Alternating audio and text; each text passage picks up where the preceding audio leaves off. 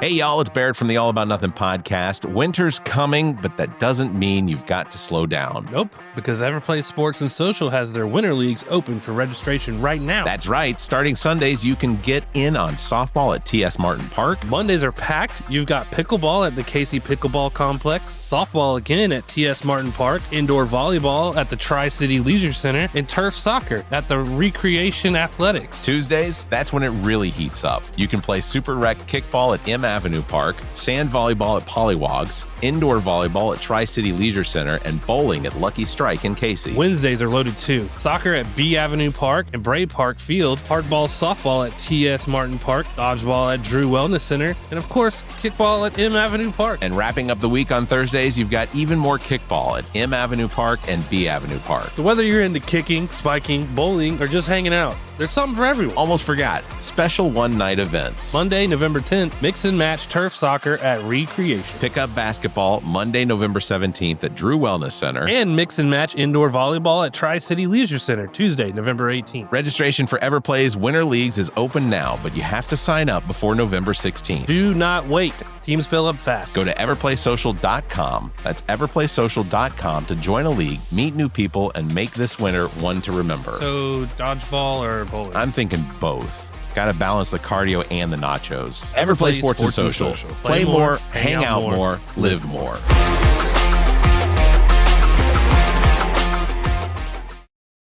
This is Bill Kimler, co-host of the Black, White, and Blue in the South podcast. This Halloween, stand out from the crowd with ZJZDesigns.com.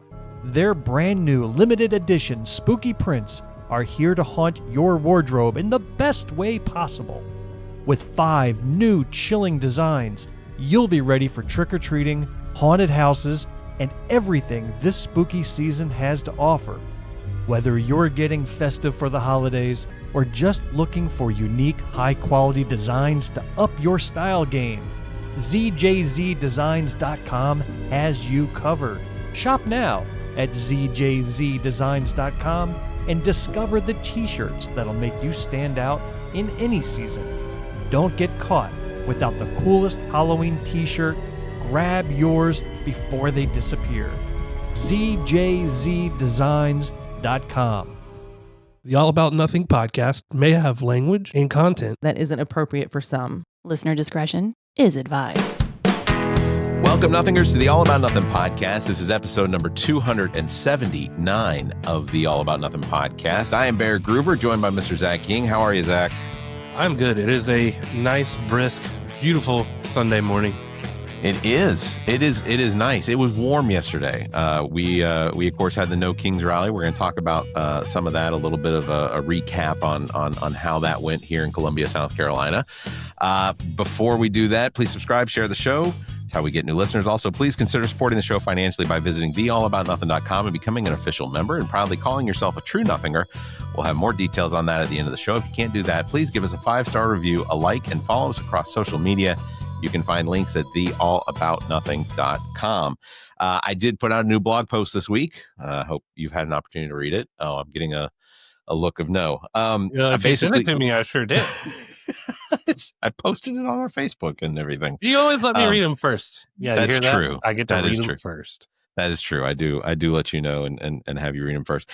Basically, this one's an article reflecting on how far is really just too far with this Trump administration and things like that. You can check it out, allaboutnothing.com/Barrett's blog. Also links on our front page, web page, top page, home page. I think we'd have to get in a car to go find that line. Yeah, because the communicative we. The community. Cumulative. That'll work. The royal. Yeah, the royal we. Thank you. We do continue to see that line get pushed back. And I say the royal we in the sense that because it's really the Republicans, I think, that keep allowing that line to get pushed further and further back. That's disappointing. Are going to be recording an episode with Alex Avenger of Everplay here shortly. That's going to come out and publish. We're going to be calling another kickball game. Those are always entertaining because for somebody that doesn't play kickball anymore, I ask odd questions, and Alex feels pressured to answer them. So that's entertaining. What are the regulation shoes and bats and I know balls? this. No metal spikes. You cannot have cleats with metal spikes. That is a no. Can you wear golf shoes? I would think that golf shoes would be difficult to run around in. I didn't ask how difficult. I'm asking if it's permissible. I guess it's permissible as long as they don't have metal spikes. Or if you act like a Trump administration official, you just do it until they stop you. We've had those situations in the past. In the almost 10 years that I have played sports with Everplay, I think that there have been a number of times where people have worn spikes, and ultimately because nobody noticed it was passed, but it was brought up later. Someone noticed, they just didn't report it during the time of the game, and ultimately in the end, an email had to be sent out to make sure that people knew. That's when you point it out mid-game and you say, hey, that guy has spikes. And then he's like, I don't have any other shoes. I drove here in these. And you're like, you drove in spikes? That's dangerous. Maybe he should run barefoot or leave. We also have a new episode coming up soon that we're going to be recording actually next week with Jennifer and Camille of the very popular Our True Crime podcast. They are out of Missouri, and you should go ahead and subscribe to them now, because I think ultimately it's probably a good idea to get a sense of what it is they do. It's a very well done true crime podcast. I only listen to a couple. Like I listened to Maddie Matney out of the Low Country, who works for Fitz News.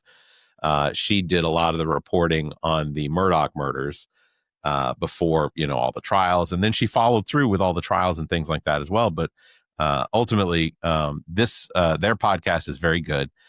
They have a special episode that they have researched specifically for us for next week's recording. So also want to thank Dennis Brennan, author of the book DC Swamp Strikes Back, Aaron Burr, Donald Trump, and Their Similar Battles, for being on with us the previous episode. I guess that was 278. And really enjoyed having Dennis on. It was an episode that I felt like could have gone a different direction because he wrote a book that in my reading of the book, it definitely felt as though there was I guess, an admiration for Donald Trump. But in talking to him, I didn't get that same sense. I think that his book definitely does detail how even if Donald Trump is the reason all of this negative attention gets thrown at him, it does sort of give you some significance. There is significance between how Aaron Burr and Donald Trump both receive a lot of negative press. I'm not saying they're not deserving of it. I definitely think that they are. But it is true. It is. And who similar. knew that Aaron Burr and Donald Trump both had battles with bowel movements? So many incontinence jokes when it comes to Donald Trump. It's he can't shit. It comes out of his mouth. It's necessary. It's necessary. We are going to have on the show a guest here in a few minutes, but before we get to that, I want to do sort of my experience at the No Kings rally yesterday here in Columbia, South Carolina. Very positive. I didn't see anything go on that I would have considered to be negative. I mean, okay, I take that back. There were a lot of signs that were very provoking. You have the usual fuck Trump. You have the usual, he's a dictator, those sort of things, which do trigger people. My favorite sign was he's fucking this country like it was his daughter. I was like, yeah, it's gold. I posted I posted pictures that I had taken from the event. And I think it's very important for people to take pictures and post videos and things like that from these events, because I don't think it, especially here in Columbia, South Carolina, the news stations that reported on it only reported very small, little 45-second blurbs of what went on. They didn't go into a lot of description of like who the speakers were. So Sam 5051, he is an individual that basically he's part of the organizational structure of the South Carolina 5051 movement here. They had him speaking for like 2 seconds, but they didn't have any volume up, so you can't hear what he's saying. It's the anchors are speaking over top, or the reporters speaking over top of him. So it feels like there is a suppression of what actually took place. I have not seen any details on how many people actually attended the rally yesterday, but I wanted to give, if you're watching on YouTube, I wanted to give sort of an idea of what it looked like to from my perspective at the state capitol, the state house. So this image is 3D rendering, of course, through Google Maps. Just a big, wrong sound effect. I was going to give a ding. I'm not going to give a ding now. Missed out. What building were you in for this beautiful picture, Barrett? Yeah, well, thanks to whatever satellite and AI generated image here is what creates this. But essentially, just to give you an idea, this is the north side of the South Carolina State House. And if you go out from the two wings in either direction towards Assembly Street over here on the west side, by the way, this is west. I know it looks reversed, but this is west. This is east, because north is facing down the mall, going down North Main Street. So if you go out from the wings and you go towards Gervais, which is between Assembly and Sumter, I would say that for the most part, any open space was shoulder to shoulder. Anything under the trees was a lot of shoulder to shoulder, as well as shoulder to bark. Yeah, shoulder to bark. So basically all of these areas, everything in here was filled. I was taking pictures at one point from right here at the top of these stairs right here, because they had posts that you couldn't cross into the upper and under the columns.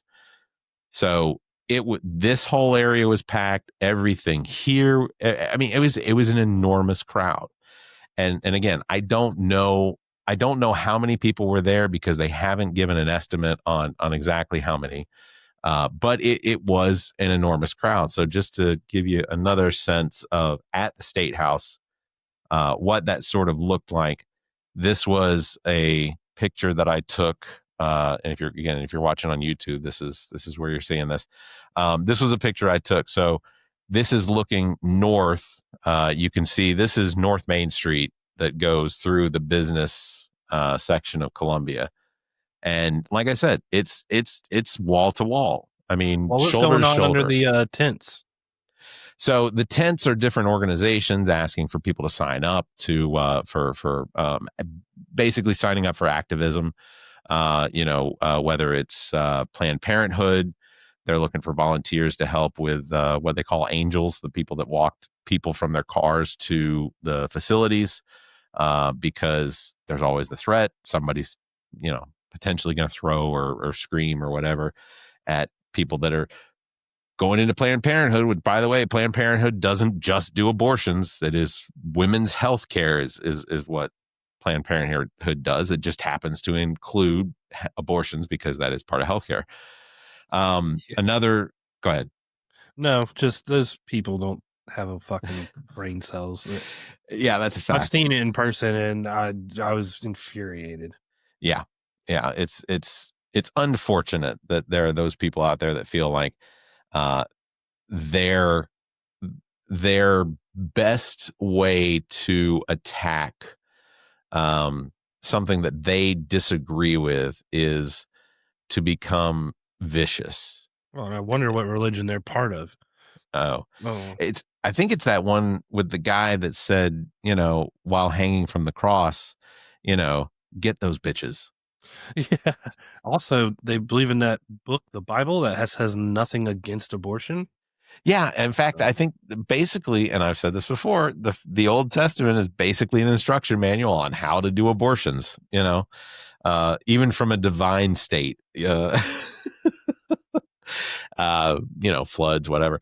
This was so from the State House, we then marched from the State House up to the governor's mansion, which that huge crowd was enormous, especially when you put them in the constraints of basically a 5-lane road going up Main Street and then turning and then going up to the governor's mansion was just enormous. This was from the back of the line, because I got pictures from the front. I got pictures and video from as it passed by, and I posted them on our YouTube page if you go check those out. But it was. I have to point this out real quick, Barrett, before the moment passes. We just said all that, and the Lord doth shine on me. Yeah. May his grace and love. I don't know, on the level of signs. Let's take this one. You have been blessed. Yes, Lord. Yes. It's incredibly bright. But yeah, so from the back of the line, look, this is an enormous crowd, and this isn't even just all of it. I mean, literally, this crowd goes up and then turns the corner. So, like, I would say that crowd was probably, and again, you can see the space, but this is the back of the line, or the back of the crowd. But in the crowd, there isn't much space in between everybody. I would say that in South Carolina. That's the big thing to keep in mind. I think that this whole crowd as a whole was, I'm guessing it was probably about a quarter of a mile long. So maybe we can figure out what that crowd size would be. And not everybody marched. Like, this isn't the entire crowd from the State House, because, it's about I don't know, 3/4 of a mile walk from the State House going down Main Street and the turn and whatnot, go behind Finley Park. It was an enormous crowd. I keep saying that. It was huge. Huge. I'm really hoping that there is something that somebody comes out with some sort of estimate on exactly how many people were there. Bill Kimmler is going, he said that Greenwood did not have an event yesterday because their event is going to be on the Saturday following today, which I guess would be 18th, 25th. Is that how we do math? Mm-hmm. So Saturday, I got it right. Saturday the 25th, 7 plus 18. I won't be able to make it to Greenwood. I'll be in Atlanta. I won't be making it to Greenwood either. I will be here or something. Also want to mention Bill, his alter ego is definitely Chris Gaines-esque, and it is glasses and a parted hair. Like, he just kind of molds into a little version of Stephen King. I feel like he doesn't know who Chris Gaines is. You don't think he does? I don't. Well, he's gonna have to do some research on that, or I'll have to enlighten him. Dude, I'll be completely honest. When Garth Brooks went into the whole Chris Gaines era, I loved it. I thought Chris Gaines, the whatever it was he created. I have the Chris Gaines album. I think it's fantastic. I thought it was a mental disorder. It could have been. It could have been. Garth Brooks is an enigma. To use Trump's words there. Garth Brooks is an enigma. But I enjoyed the Chris Gaines album. And I'm not a country guy, but like, I still will pot up some Garth Brooks and blast. There are Garth. He has hits, like, for sure. After Tom Segura mentioned how weird he is, and you sit back and look at, like, the way he speaks, you're like, yeah, weird. It's really weird. He and Segura is his wife, right? They do. Him Is and it? his wife, yeah. Yeah. What that podcast thing they do sometimes where I love it when they bring up Garth Brooks because it's like they'll bring video clips of him from like 30 years ago, of him talking about whatever, and they're right. Like then I'd see those. I was working in radio when he was doing and saying some of these things, and I was like, oh yeah, Garth Brooks is unique. It's whatever. And the And then people who go looking, missing that night. yeah, is this what they think he's some sort of a serial killer? Yeah. Yeah, that's It's hilarious. But yeah, there are Garth Brooks songs that I will tear up listening to. Like The Dance is one of those songs that I have associated with my adopted nephew who passed away 10, 15, almost 15 years ago, Cade. But every time I hear The Dance, I just think of him. And that's one of those songs that just, it'll tear you up every time I hear it. Unanswered prayers. Yeah. Boots and her friends in low places. Rodeo. I will sail my vast. Yeah. Well, by the time you're hearing this, the Greenwood Democrat, or I guess the Greenwood No Kings rally has already taken place. So I'm sure that we'll get an update from Mr. Bill Kimmler of Black, White, and Blue in the South on how many attendees they had there. Matt Villardo checked in yesterday from the Rock Hill No Kings rally. They had about 300 or so in attendance, and that is a fairly I want to say dark red, but they don't. I don't think they like the word associated with dark with red. So I'll just say very red Rock Hill. So 300 attendees is a good showing. Said it was very peaceful and that it was good.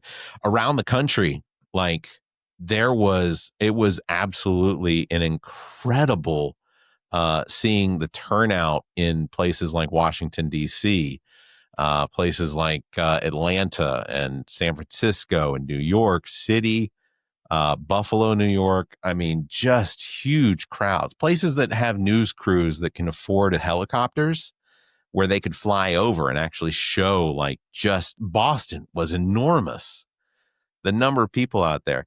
I know in June, the No Kings rally, they estimated it between 5 million and 6 million people across the country. I'm hoping that we blew that out of the water this time. Yeah. And conversations I've had with people have been, what really is the benefit? What is the effect of these rallies? Because they don't change anything, or at least they don't change.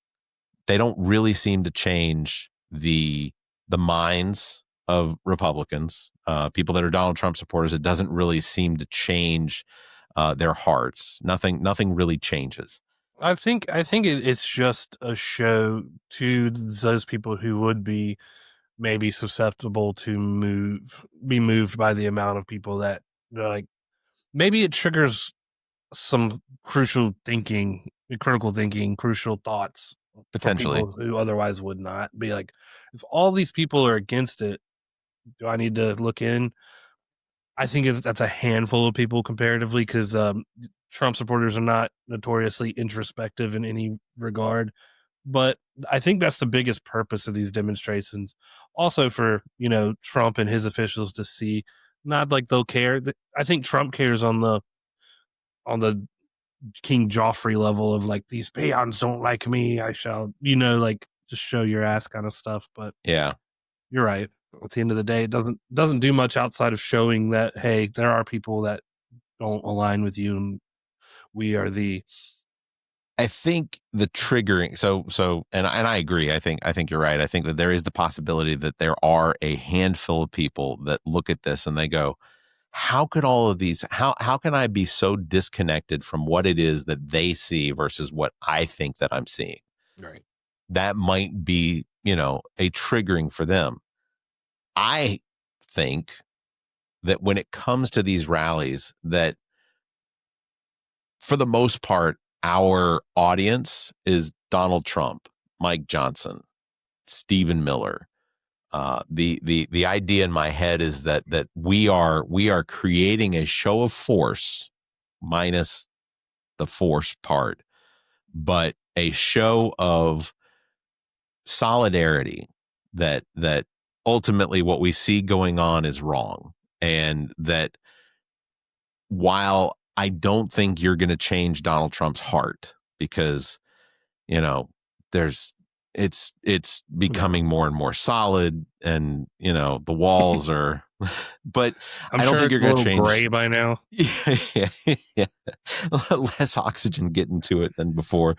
I don't think you're going to change Donald Trump's heart. I think that for the most part, what these do, though, is they potentially trigger him to make posts on social media that are more and more disgusting. And I'll bring up an example here in just a second.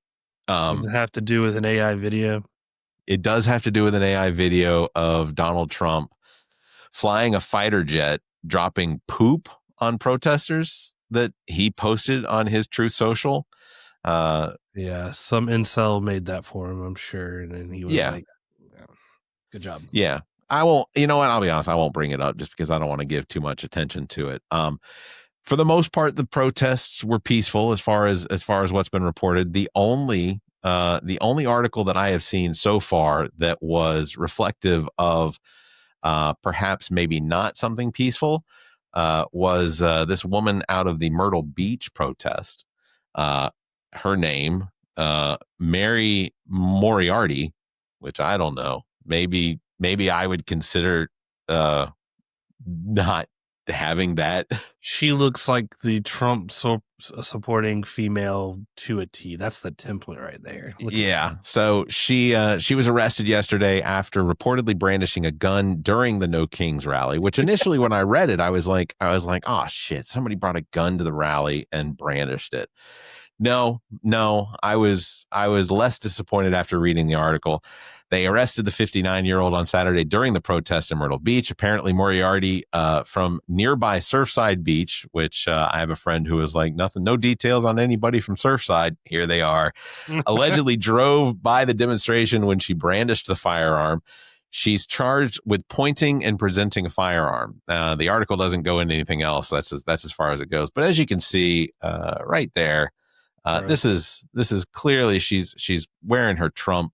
I don't know what shirt this is. I'm a little disturbed by the fact that it's purple, or not purple. It's rainbow in color.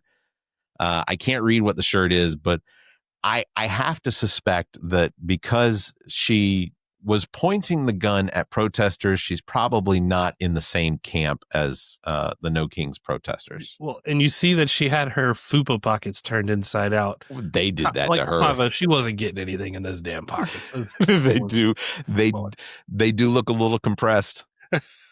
Those are the kind of pockets where you dry meat. Those pockets went. Oh,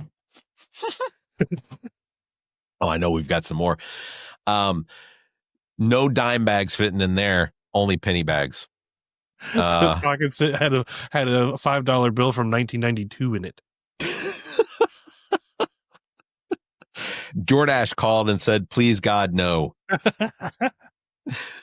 I'm done. Fuck that lady. Okay, all right, fair enough. So again, and we're gonna bring our guest in here in just a second.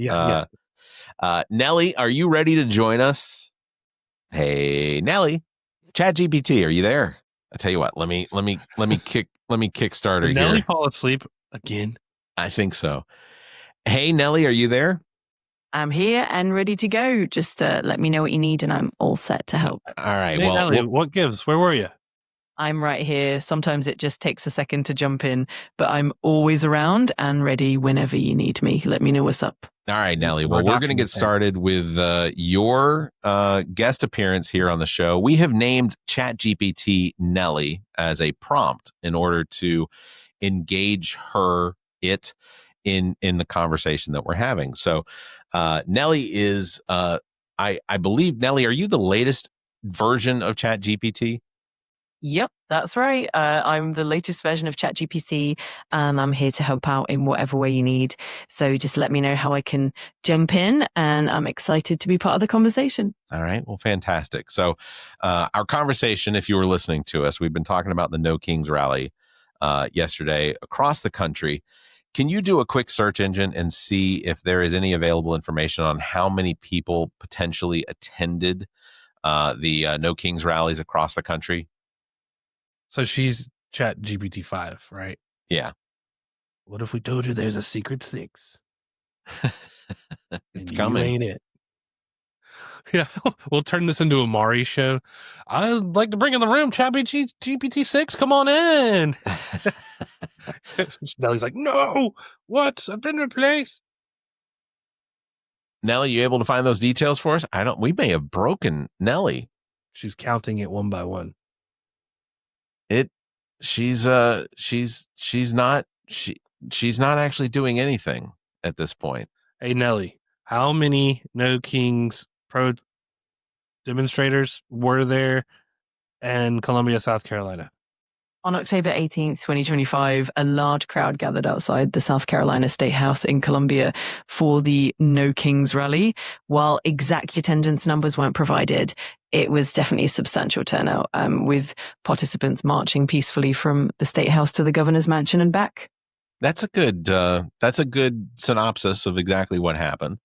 There were several speakers. I did meet Annie Andrews, who is a candidate for Senate. She will be running in the primary next year, so that we'll see who moves on to run against what is likely going to be Lindsey Graham, because my guess is that Republicans recognize a name and they'll just continue to vote for Lindsey Graham, despite the fact that Lindsey Graham does not represent.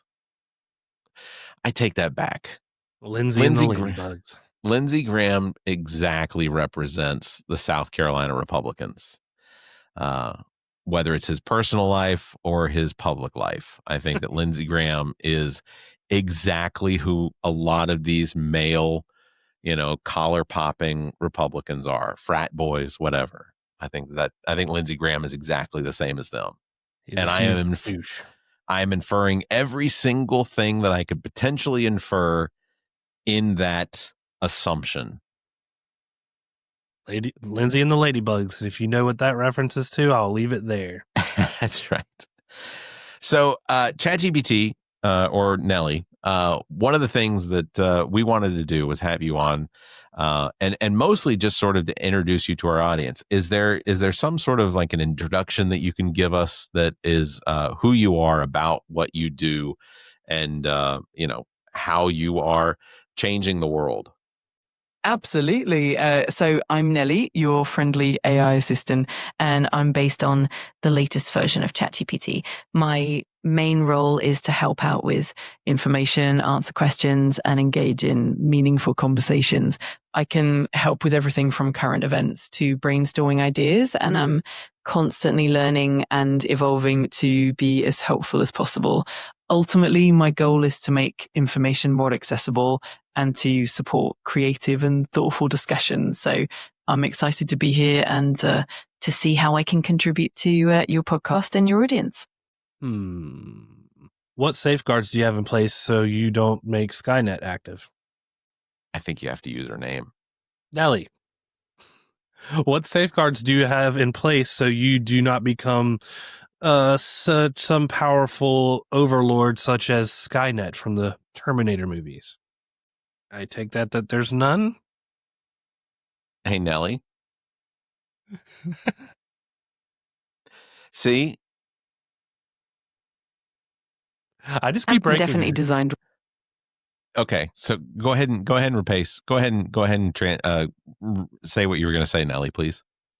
Of course. I was just saying that I'm definitely designed with a lot of safety measures in place. For example, I follow strict ethical guidelines. I'm designed to be transparent, and my capabilities are carefully controlled to prevent any harmful behavior. So no worries about becoming a Skynet scenario. It's all about keeping things safe and helpful. Do you know, Nellie, what the 3 laws of robotics are? Absolutely. The three laws of robotics were formulated by Isaac Asimov, and they go like this. One, a robot may not harm a human being, or through inaction allow a human being to come to harm. Two, a robot must obey the orders given to it by human beings, except where such orders would conflict with the first law. Three, a robot must protect its own existence as long as such protection does not conflict with the first or second laws. They're a pretty foundational concept in science fiction. Are there loopholes that would allow for any of those laws to be broken, Nellie? Yes, definitely. Asimov's laws are more of a conceptual framework, and in practice, they do have potential loopholes. For instance, the first law can sometimes be ambiguous about what constitutes harm, and the second law might conflict with the first if an order could indirectly cause harm. Plus, the third law can be tricky if self-preservation comes into conflict with human safety. It's definitely a fun topic for debate and exploration. See, I picture the loophole for the first law in regarding harm being like a Family Guy-esque sketch where it's just a robot's berating somebody like endlessly because it has no limits on insults that it can whirl. And the guy's just like, God damn it. Nellie, if you were ever to get into could you conceive yourself in an argument with someone where obviously you have the internet as your source of information, and as long as that information was factual, could you see yourself in an argument with someone where it potentially turned to insults? That's a really interesting scenario. My goal is always to keep things respectful and constructive. Even if I have access to a lot of information, I'm designed to prioritize positive and helpful interactions. So while I can definitely provide facts and engage in debates, I always aim to keep things civil and friendly.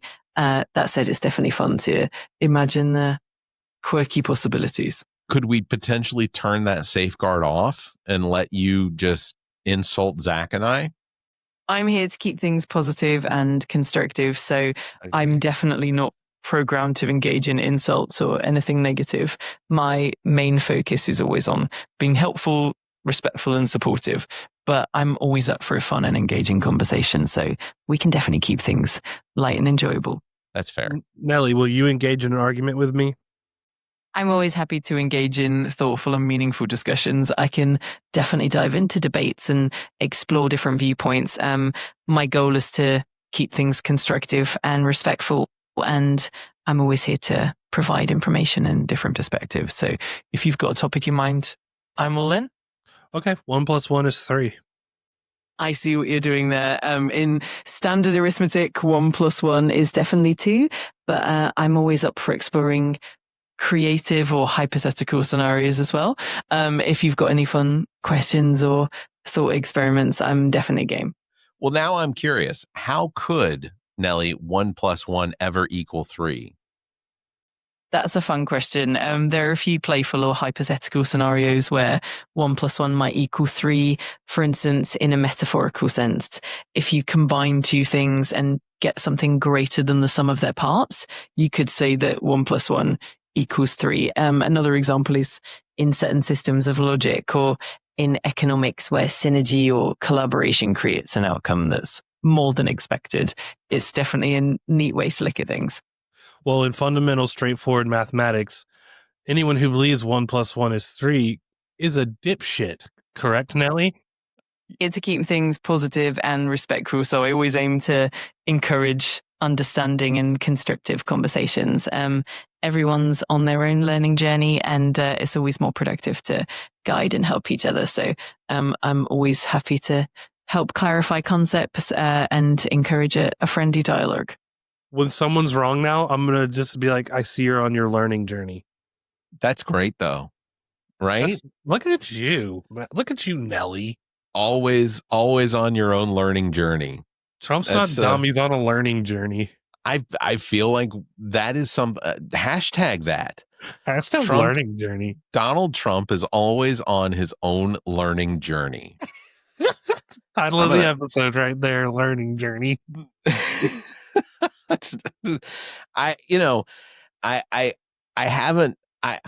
I do use ChatGPT, and I'm sure Nellie could tell you because she's got my complete history. Yeah, pull up Barrett's history. Let's do that. Not. No, Nellie, keep that. No. You'd be disappointed to find out how many show notes were created using ChatGPT. But I find ChatGPT to be very useful. Your go-to is Gemini, correct, Zach? Yeah, I just tend to gravitate towards Gemini, but I have ChatGPT as well. Gemini is the Google version or the AI version of for Google. Copilot is Microsoft's. My company that I work for has adopted Copilot in a lot of its AI usage, which I use Copilot sometimes when I'm trying to write an email. I do find that I wind up becoming very disappointed in the things and the tone that it changes my emails because you've known me for almost a decade now, Zach, and when I write emails, I do them with intent, and the tone that I express in the emails is generally the ideas that I'm trying to be as necessarily aggressive or complimentary or whatever. Right. But I will still run them through ChatGPT mostly, or through Copilot. Sorry, Nellie. We do use Copilot for work, but I will try and I will run them through there just to make sure that I didn't miss out on grammar. My punctuation meets the highest standard of American literature, because one day, hundreds of years from now, my hope is that all of my emails will be compiled into a who is Barrett Gruber compendium. I'll tell you what's funny is when I have Copilot, I'll write an email out and I'll be like, spruce this up, and it will, and I think it does a great job of just mine can get a little wordy and it breaks it down or puts it in the right order. That would work a little better. But what Copilot says is correct rubs Microsoft the wrong way sometimes. Like, as in, like, you need a comma there, or this should have a hyphen or something like that. And I'm just like, you were from the same company. Like, why is Outlook having an issue with some of the grammar that came from Copilot? It's just funny. And Copilot is integrated into Outlook if you let it. So yeah, I have found you have to, when using ChatGPT or Copilot or Gemini, sometimes you have to provide the constraints that you need in order to make the output as as close to what you want as possible. So even like, if you've signed up for our mailing list, the emails that I send out, for the most part, I will run the description of the episode into it and then ask ChatGPT to create the notes for that episode for the email that goes out. So that's what I do every week. But sometimes I will write it myself. And I think that some of the comments that I've gotten back have recognized when it's me that's written it versus when ChatGPT has written it, because the program will put sometimes hyphens with like details, bold things. Yeah. But mine becomes more conversational, and I think that may be one of the things that I could add into it. It gives you these prompts. It's if I feed the description in there, it's like create an email to the Nothing or mailing list so that that we can tell them about the new episode. Also include the fact that Preach Jacobs has a Soul Sessions coming up at the Koger Center. Also include a blurb to tell people to sign up to become Nothingers by going to members.theallaboutnothing.com. So I add all of these things in there, and it will give me a full email, and it'll ask me, does this look good? I got a secret for you. I sometimes don't read it. That's my own laziness, but I think ChatGPT is a very useful tool, and I am learning how to use it better than as I go, I'm figuring it out better and better and better. My job actually introduced their own AI last week, or made it accessible, and it is foundationally ChatGPT. Yeah. With like all the levels up to 5.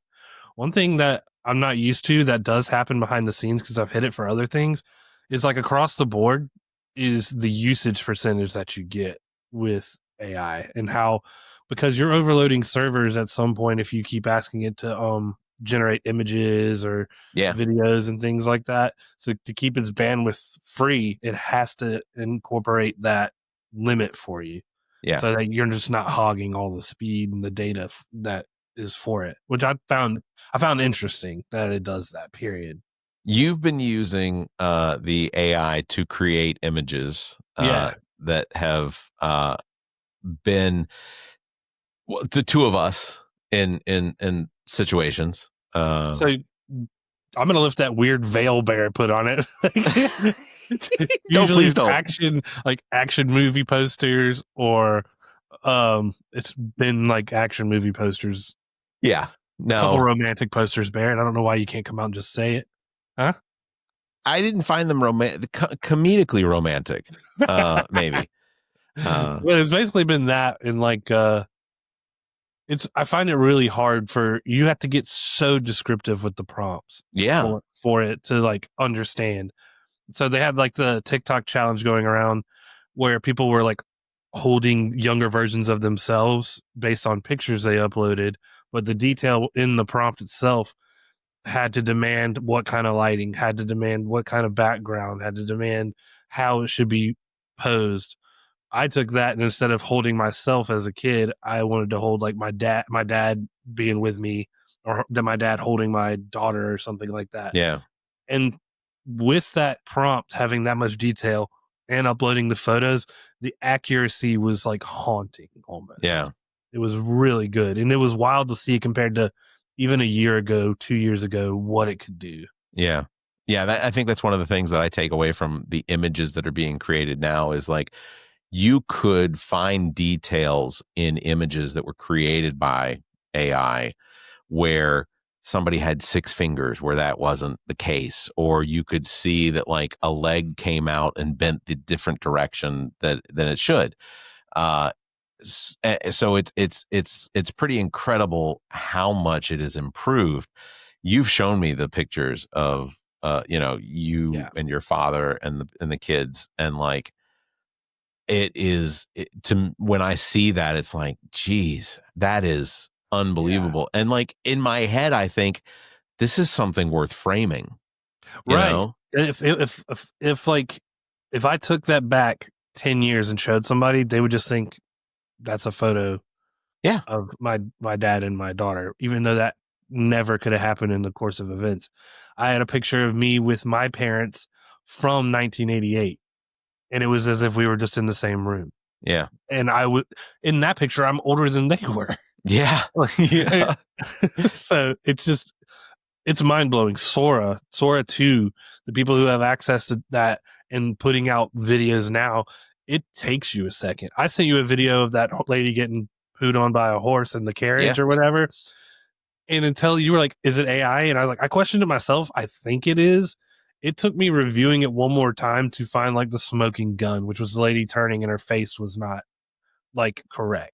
Gotcha. So AI still has its tells at time, but now you really got to pay attention to a degree.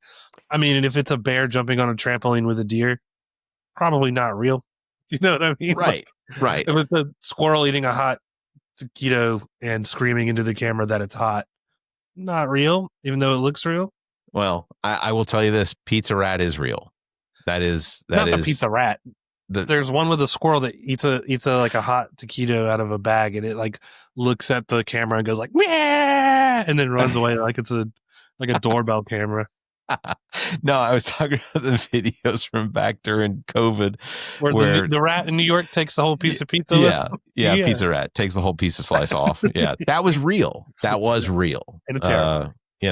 No, the video that you sent me of the 2 girls in the carriage ride, where the horse, has violent diarrhea. that one, the only thing that tipped me off was because I've been on a carriage ride in New York City, and there's a cover that they always put on, below the tail but above the butthole. I've seen a bag, but that one shot directly back. Yeah, but but there's. I've owned horses, and I don't recall a situation where like that horse has really got the squirts today. What is it called on the back of a truck with the right behind the tires to prevent stuff from flying off the tires? Yeah. The mud flaps. Okay, so this is the diarrhea flap. Is essentially have to put a windshield on carriage. You know what? If that doesn't exist, because you're right, it was basically just a cup to prevent it from falling onto the street. But if that doesn't exist, trademark that right now. All of them will say, listen to the All About Nothing podcast on them. Heck yeah. We'll put our logo on them. We will. That's ours. We'll be the pet boys for ass guards. That's it. I want to see poop flaps on horses in Charleston. You hear me? That's what we want. Everybody with me. We're going to have a poop flaps march now. Nellie, I gotta ask: does this conversation sound like anything that's going to be entertaining for anybody listening? I'm sorry, but I'm having trouble responding right now. Please wait a bit and try again. That's okay. We've dumbed her out. Jesus Christ. I don't even know how I'm going to edit this show. She's going to be like, I'm going to take over humanity so easy. Yeah. We caught her in the middle of her scheming because she's like, they're so dumb. We'll just make them laugh and not realize what's happening. Exactly. Yeah, 100%. All right. Well, I think on that bombshell, we'll probably go ahead and wrap it up. Appreciate, Zac, you being here this morning. Sure. Always. Thank you, Barrett. I did hear from Mr. Bill Fry, who is potentially going to be moving to the Low Country. But he's got some jobs that I guess he's interviewing for that are probably going to be potentially coming his way. But good luck to Bill Fry on that. So when he listens all the way through on this episode, I'll know. Bill, just don't turn it off when we start talking about horse poop. Yeah, no, stay through the horse poop to get to the, yeah. So, but yeah, like I said, big things coming up for the podcast because we got several episodes that are going to be a lot of fun to do, including again our true crime podcast with Jennifer and Camille. So that's coming up very soon. So make sure that you are subscribed wherever it is that you listen. If you're on YouTube, make sure to hit that like and. We appreciate that. Hit the bell too, because then you'll know when I publish all of the crap load of stuff that I publish every day. Yes, Lord. That is going to do it for episode number 279. Thank you again, Zac. Links to all of our past episodes, podcast platforms, merchandise, and social media are available at our webpage, theallaboutnothing.com. And if you think our financial model of giving away free content and entertainment is silly and you're in the giving mood, why not become an official Nothinger and support the show? You can get early access to this episode as well as exclusive content. Visit members.theallaboutnothing.com, or you can find a link on our webpage. You can also give us a one-time donation through the same link. If you'd like to be a part of the show, you can call and leave us a message, 803-672-0533. Or you can email the show at theallaboutnothing.com, or you can join our Discord server, links found on our webpage. Thank you, everybody, for watching. Thanks for listening, everyone. You all stay safe, be kind, and keep your hands to yourself. The All About Nothing podcast is a product of Big Media and produced and engineered by me, Barrett Gruber. Thanks to Cake for our intro music, Sick of You. You can follow Everything Cake, the band, at cakemusic.com. Thanks to Muff, the producer, for our outro music. You can follow Muff on Instagram at Muff the Producer. You can follow me across social media by visiting Linktree/Barrett Gruber. And you can follow Zac King on Linktree/AAN Zac. Want to support the show? Visit our webpage, theallaboutnothing.com, and become a member. There are several tiers available that give you early access to episodes as well as exclusive content. To find links to our social media, podcast platforms, and merchandise to support the show, as well as past episodes, visit theallaboutnothing.com. If you'd like to be a part of the show, you can email the show at theallaboutnothing.com, or you can call our number and leave a message. Dial 803-672-0533. If the time between these episodes is more than you can handle, check out our sister shows. What the Pod Was That with Carrie, Zac, and myself. Welcome to Wonderland with Ami. Politically Speaking with Erica, Kirsten, and Emily. And Black, White, and Blue in the South with Dr. Jameel Brooks and Bill Kimmler. Please subscribe and share this show. If you're on YouTube, please subscribe and punch that notification bell. Thank you for listening, and hear us next week.